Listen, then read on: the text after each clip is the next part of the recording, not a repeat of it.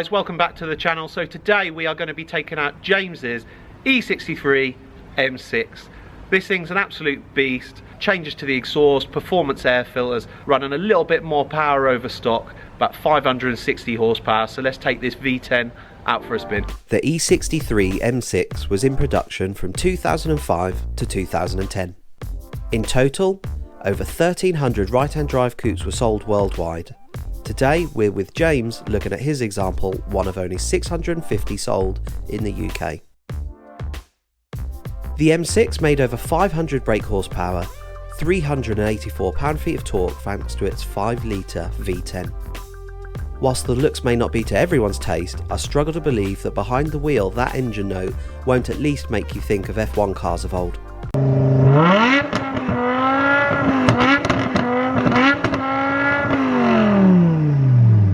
You can see why this engine won International Engine of the Year award for Best Performance Engine 05 and 06.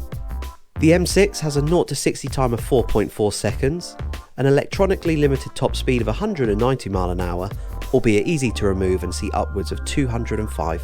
The M6 is often overlooked compared to the E60 M5, partly due to the price tag at the time. The M6 carried a 20 grand premium, 25 if you wanted the convertible version.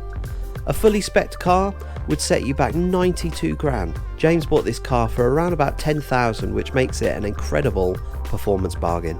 The M6 compared to the M5 is actually a better driver's car. Stiffer, lighter than the M5 due to things such as the carbon roof and tailgate, aluminium doors and aluminium bonnet. All this helps the 0 to 60 time be 0.3 seconds quicker to 60 than the M5. The car still weighs in at over 1700 kg, so you still know you're driving a large car. All M6s in the UK came with a 7-speed sequential manual gearbox. Even in its quickest setting, I did feel the gear changes was something that made the car feel a little dated in comparison to the latest generation DSG boxes. America was the only place to receive a manual version. The shifts did feel a little slow, and you have to remind yourself that this is a 15-year-old car. So let's take it out, speak to James, see what it's really like to live with.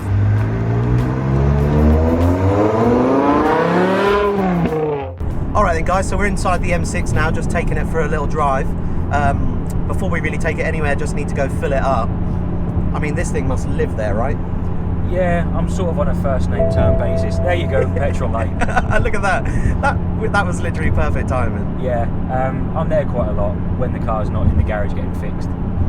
What's it cost to fill a tank of fuel in this? About 80 quid. And that lasts 75, 80 quid, about 180 miles. Oh.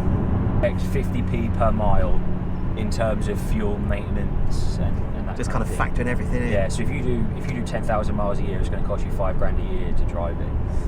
Wow. The thing is, you get this car because it's got that incredible V10 up front. There's a few boys offshore that have said to me, you know, what sort of MPG do you get out of it? I said, honestly mate, don't care. I don't even know.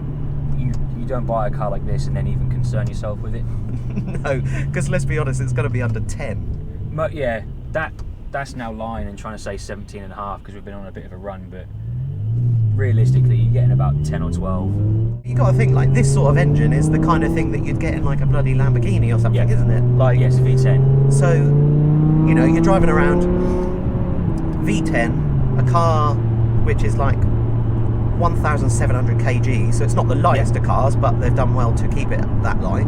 Yeah, it's about 200 kilos lighter than the M5 is.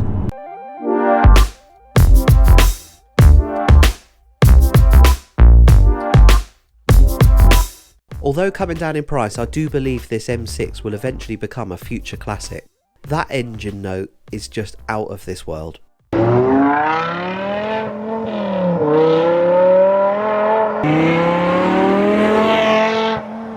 Yeah, so what were we on when we left Tesco? 247? Yeah. And that's what, 5 miles? Yeah. 209. Awesome. What made you decide on an M6? Nothing. Basically, yeah. Everyone that's watching this that is into cars, you'll have them nights where you're sat at home, you're watching television, there's not much on. Yeah. You start looking on eBay at cars. Oh, favourite hobby of mine. I've always been a fan of the E46 M3, right? Always wanted one. I was in London when I was about 10 years old. Bloke pulled up where I was in a white one, brand new, and I was just like, yes, that's it. Oh, that's a lush car. And I've always thought about buying one. And it was just one of them things that I never sort of pulled the trigger on. And I was looking at E46 M3s and I just sort of thought, no, I'm not really that interested. And you know how when you're looking at a car on eBay, they'll then put on the advert, not RS4, not RS5, so that when you type, you get that up on your Yeah, search. of course, yeah. Well, they'd put on it, on this M3, not M6, and I sort of thought, M6? Never really even, do you know what I mean? Yeah, Never even thought about them. So I had a little bit of a look and went onto YouTube, M6, had a little bit of a mooch about, watched a few videos, saw an exhaust compilation. And that was you done. Went on eBay, literally, went onto eBay and found one. Next day I was driving it home. Mate, that's ridiculous. How funny that literally from like a clickbait advert that you were then like, oh, an M6. And Yeah. you've literally come Within home with 24 hours of me watching an exhaust compilation, I found one, did a little bit of research, found out what needs doing on a maintenance wise, called this garage up, has it had A, B, C and D? Yes, yes, yes. Right, I'll come and look at it. These are now just becoming like such an affordable car for A if you lot- want something that sounds like a supercar. Right. They're very, very cheap to buy in terms of, I mean, they were £85,000 brand new, these. Fuck. What'd this set you back, this one? 10. I mean, that is good money, isn't it? Like, It's, you're not going to get For what you better get. performance for the money. I think the only thing you can get that's probably going to be relatable would be like an XJR Jag, like the 4.4 supercharged ones. okay. You can pick them up for about £5,000. But this V10 is just different. And I mean, like I say, a lot of people can afford to buy them. I don't think a lot of those people would necessarily be able to maintain them. No. I mean, I've had this for 2 months and it's had £6,000 worth of work done to it.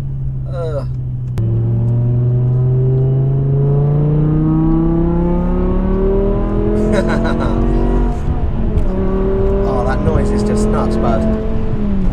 So you don't see yourself keeping this long term? It's not something I'm going to have for a long time now. I've always just wanted like a stupid car as a toy. Sure. Which is why, like I said, when I was looking at the E46 M3s, I just didn't think they were... Stupid enough? yeah, they're not. They just don't sound that... I like the sound of them, but it's no V10. No, of course not.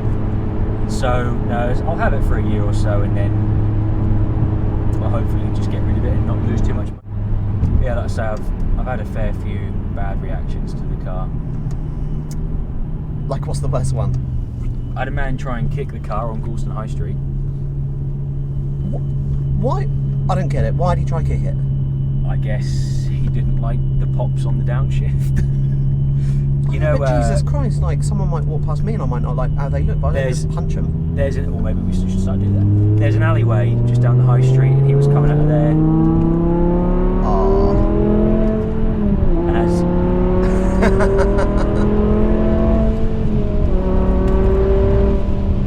Do you know what, that noise, like, for how loud that is outside, actually, they've done a good job into the cabin in here, haven't they? Where that's like, it's still obviously a nice noise, but it's not completely overbearing inside I mean, here. you can just drive along and have a conversation. You've not got to raise your voice.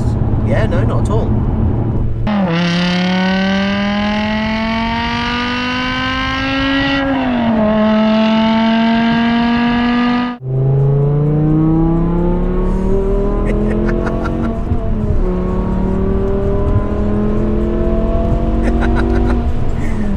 Oh mate, that engine noise is just nuts.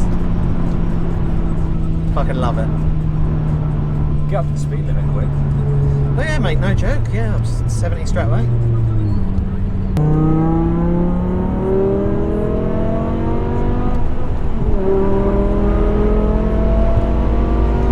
Oh mate, that's insanely good. Yeah, I know I said it already, but what a smooth power, that is awesome. Yeah. The only thing I can liken it to is when I had my E92 330, just on a bigger scale. Of course. The power delivery is exactly the same. It just builds and builds and builds and builds as you got through the rev range.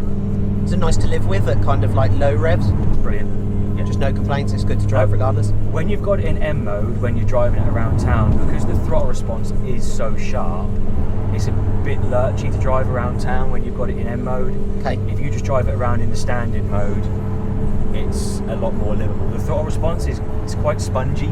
You have to give it quite a bit of gas to get it to go anywhere, which took me a little while to get used to because it was like nothing, nothing, nothing, bang. Boom. Whereas once you've got used to it, you know where it's coming in.